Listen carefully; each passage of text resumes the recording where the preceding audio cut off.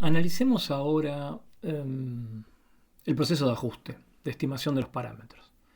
Para eso pensemos primero que, del punto de vista matemático, que es una red neuronal, ahora que entendemos cómo se conforma, vamos a hacer una visión tremendamente resumida, que es pensar que una red neuronal no es otra cosa que una función, puede ser muy compleja, pero es una función, que se le aplica que va a tener como un argumento natural, que es el vector de atributos, pero también obviamente como función es función de este inmenso vector W de pesos. Recordando siempre que la red, obviamente que para un cierto feature de ingreso, eh, voy a querer encontrar estos Ws que de alguna manera me generen una salida de la red que sea parecida a la Y que le correspondería, eh, según los datos observados. Pero el entrenamiento, esto como cuando yo armo una arquitectura de red neuronal y, por ejemplo, nosotros hicimos una muy sencillita acá, ¿eh? Esta red que tiene en este caso 4 atributos y tiene 5, una sola neurona, una sola capa oculta con 5 neuronas, tiene un total de 31 pesos, 31 coeficientes. ¿Y cómo se llega a este 31? Bueno, porque miren, 31 termina siendo 5 por 5 más 6, porque este 5 por 5 es, eh, fíjense, tenemos 5 atributos si contamos el intercept, y tenemos 5 neuronas, por lo cual no tenemos 25 coeficientes. Pero después, una vez que tenemos las salidas de cada una de estas neuronas, tenemos 5 elementos más, que son los coeficientes que lo acompañan, más el bias que le corresponde, acá no está graficado, son 6 elementos. Así que tenemos 5 por 5 más 6, 31 pesos. O sea, incluso en este modelo tan sencillito, fíjense que tenemos 31 coeficientes a ser determinados. ¿Y cómo lo vamos a determinar? Bueno, obvio, a través de los datos. Vamos a tener un proceso de entrenamiento donde vamos a utilizar estos pares de vectores, X e Y, para generar Ws que de alguna manera cuando son aplicados a las X sean muy parecidos a estos Y. Para hacer este entrenamiento, igual que en cualquier modelo estadístico, lo que definimos es una función objetivo o función de pérdida que evalúe para cualquier W cuál es la salida de red neuronal, la compare con Y y genere una estimación de la pérdida. Ahora, en esta función de pérdida tenemos que pensar que los X están fijos, porque van a estar fijos en los valores de la muestra, y esta función de pérdida como función depende exclusivamente, y eso es lo que a mí me interesa, del vector de pesos, del vector de parámetros. Y lo que voy a tratar de hacer es buscar qué vector de parámetros para este conjunto de datos Y y X es el que hace más chica esta función de pérdida. Por lo cual estamos ante un problema de optimización. Lo que hay que tener en cuenta es que en general este problema de optimización, al tener tantos parámetros, tiene una tendencia muy grande al sobreajuste.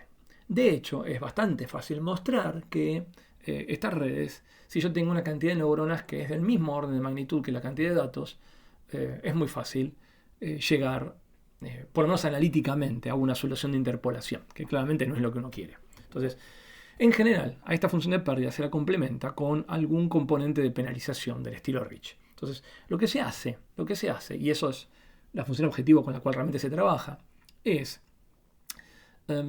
una función a minimizar que obviamente es la suma para todos los casos de la muestra, porque en el fondo tengo que minimizar, acá va a estar definida la función para un caso en particular, para una muestra, para una observación. Esta función de pérdida va a depender de la distancia que haya entre el Y, el Y sub i observado, y el que predice la red para el atributo xi, en función por supuesto de W, más una componente de penalización que va a depender de un parámetro lambda que lo voy a poder elegir yo como usuario de la red neuronal. Obviamente si este lambda es 0, solamente el algoritmo se va a guiar por minimizar esto y va a ser muy propenso al overfitting. Pero si este lambda es suficientemente grande, la solución a esto no va a buscar solo tontamente un ajuste muy preciso de los datos, sino que va a tener que conformarse con un ajuste menos preciso, pero quizá más estable, que prediga el patrón más general que subyace en los datos. Y este lambda se multiplica por este elemento JW, solamente una expresión genérica, que lo único que hace este JW es, de alguna manera, integrar, sumar los coeficientes que tengo que encontrar elevados al cuadrado.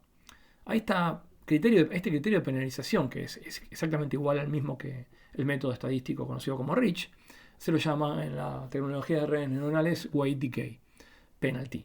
Y en el fondo tiene exactamente el mismo funcionamiento, que es desincentivar a la red para que tontamente busque copiar y memorizar los datos de entrenamiento, sino que y lo que busca es, cuando este lambda se empieza a hacer más grande, es que sea un poco más parsimonioso el resultado y no utilice toda la libertad que tienen ajustar estos W, y que los utilice sabiamente o parsimoniosamente para encontrar patrones que en el fondo sirven en general para predecir el dato y no confundir señal con ruido. Entonces, para eso es importante este elemento de penalización. Obviamente que la forma de penalización también puede ser cambiada, como uno hace en los modelos estadísticos cuando penaliza y pasa de Rich a Lasso. Y así que en redes neuronales también vamos a tener esta variedad. Y por supuesto vamos a tener una posibilidad de combinar la penalización tipo Lasso y tipo Rich con una combinación convexa entre ambas. Perdón, no mencioné que en realidad Lasso es tomar valor absoluto en vez de tomar el cuadrado de los coeficientes.